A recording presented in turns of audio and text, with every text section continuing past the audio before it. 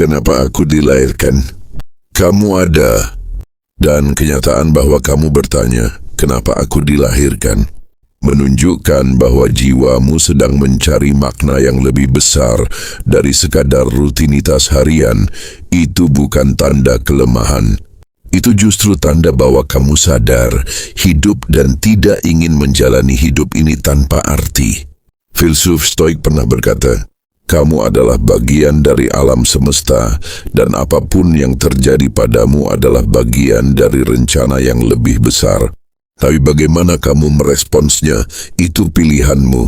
Artinya, mungkin kamu dilahirkan bukan untuk menemukan satu jawaban pasti, tapi untuk menciptakan jawabannya sendiri lewat tindakanmu, dengan menjadi seseorang yang berarti meskipun dalam hal-hal kecil, seperti membantu seseorang yang sedang kesulitan, membuat sesuatu yang indah menjadi tempat pulang bagi orang lain, atau bahkan hanya tetap berdiri di tengah badai dan tidak menyerah.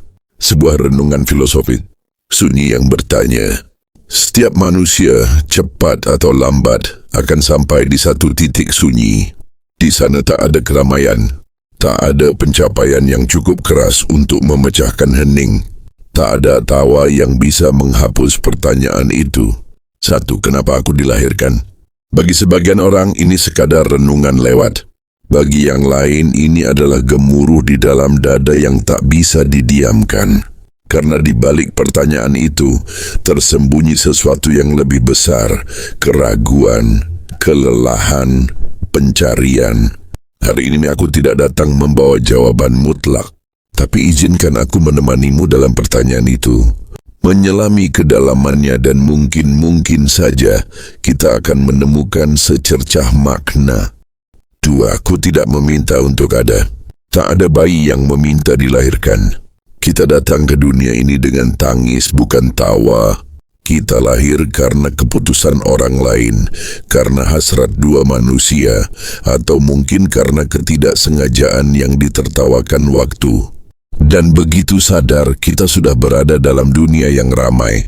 Dunia dengan aturan, dengan sistem nilai, dengan ekspektasi.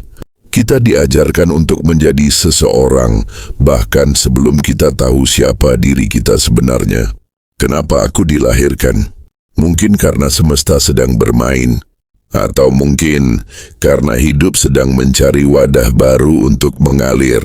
Dunia yang terus berjalan tanpa peduli. Langit tetap biru meski kita hancur. Matahari tetap terbit walau hati kita gelap. Dunia tidak berhenti karena kesedihan kita. Dan disitulah ironi paling dalam manusia. Kita haus makna, tapi dunia tak peduli apakah kita menemukannya atau tidak. Dan dalam ketidakpedulian itulah kita diuji. Apakah kita akan menyerah pada kehampaan? Ataukah justru mulai merajut arti dari serpi-serpi luka? Kita bukan makhluk biasa. Kita berpikir, kita mengingat, kita merasa, dan karenanya kita menderita. Tapi justru karena itulah kita juga bisa memilih untuk bangkit. 3, pencarian tak pernah usai. Bukan jawaban yang menyelamatkan manusia, tapi pencarian. Setiap langkah menuju makna meski goyah adalah kemenangan kecil. Mereka yang bertanya tentang alasan kelahiran bukanlah yang lemah, tapi yang berani. Karena mereka tak mau hidup ini sekadar lewat. Mungkin kamu belum tahu untuk apa kamu dilahirkan. Tapi lihat sekeliling, adakah yang sedang membutuhkanmu meski kamu sendiri sedang kosong? Seringkali makna itu tidak datang dari pencapaian besar, tapi dari keberadaan yang sederhana, dari menyapa, dari hadir, dari mendengarkan. 4, kebebasan yang menakutkan. Kita dilahirkan tanpa pilihan, tapi setelah itu hidup perlahan menyerahkan kendali kepada kita. Dan inilah kebebasan. Kamu boleh memilih untuk hidup dengan marah atau dengan damai. Kamu boleh mencintai atau membenci, menyalahkan dunia atau mengubahnya. Namun kebebasan adalah pisau bermata dua. Karena jika hidup ini benar-benar tergantung padamu, maka kamu tak bisa menyalahkan siapapun, dan itu menyakitkan. Tapi itulah awal dari kedewasaan, ketika kamu tak lagi mencari kambing hitam, tapi mulai menciptakan terang. 5. Tentang derita yang membentuk. Tanyakan pada orang-orang yang paling bijak, dan kamu akan tahu satu hal. Mereka tidak tumbuh dari kebahagiaan, tapi dari penderitaan. Rasa sakit yang kamu alami, kesepian yang kamu hadapi, dan tangis yang kamu telan, semua itu bisa menjadi bahan baku kebijaksanaan. Tapi hanya jika kamu mau memeluknya, bukan melarikan diri. Stoikisme pernah berkata, bukan hal-hal yang menyakitimu, tapi caramu memaknainya. Mungkin kamu dilahirkan untuk belajar mencintai rasa sakit. Bukan untuk menikmatinya, tapi untuk memahaminya. Dan dari pemahaman itulah kamu bisa membantu yang lain. 6. Menciptakan makna. Jika dunia ini kosong dari arti bawaan, maka kitalah yang harus menciptakannya. Bukan melalui kata-kata besar, tapi melalui tindakan kecil yang konsisten. Seseorang bisa memilih untuk hidup demi keluarga, demi seni, demi kebenaran, atau demi ketenangan batin. Dan semuanya sah. Makna hidup bukanlah sesuatu yang ditemukan seperti harta karun. Ia diciptakan hari demi hari lewat pilihan-pilihanmu. Kamu dilahirkan bukan untuk menemukan alasan. Kamu dilahirkan untuk menjadi alasannya. 7. Aku adalah kesempatan. Di balik semua kehampaan ada satu fakta yang tak bisa dibantah. Aku hidup. Aku bisa merasakan angin, mendengar musik, mencium aroma hujan menyentuh tangan seseorang. Aku adalah kemungkinan. Aku adalah ruang kosong yang bisa diisi dengan apapun.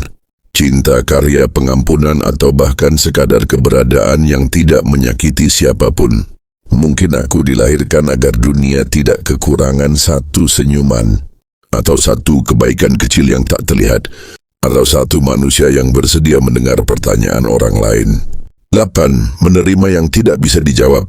Akhirnya kita harus menerima. Tidak semua pertanyaan memiliki jawaban. Dan kadang justru itu yang membuat hidup ini indah. Karena jika semuanya sudah pasti, di mana letak keajaibannya? Aku tidak tahu pasti kenapa aku dilahirkan. Tapi aku tahu satu hal, selama aku masih hidup, aku masih bisa mencipta makna. Aku bisa jatuh lalu bangkit. Aku bisa gagal lalu mencoba lagi. Aku bisa merasa hampa, tapi tetap memberi. Aku yang masih bertanya. Hari ini, aku belum sepenuhnya tahu kenapa aku dilahirkan. Tapi aku mulai berdamai dengan pertanyaan itu. Aku tahu bahwa aku bukan satu-satunya. Ada banyak jiwa yang bertanya dalam diam. Dan selama kita masih bertanya, selama kita masih mencari, hidup ini belum sia-sia. Jadi kalau kamu pun bertanya hal yang sama, mungkin kita dilahirkan untuk saling menemani dalam pencarian itu. Kamu dilahirkan bukan karena kamu meminta, tapi sekarang kamu di sini, dan itu adalah kenyataan yang luar biasa. Pertanyaannya sekarang bukan lagi kenapa aku dilahirkan, tapi dengan hidup yang sudah kubawa, akan kuisi dengan apa?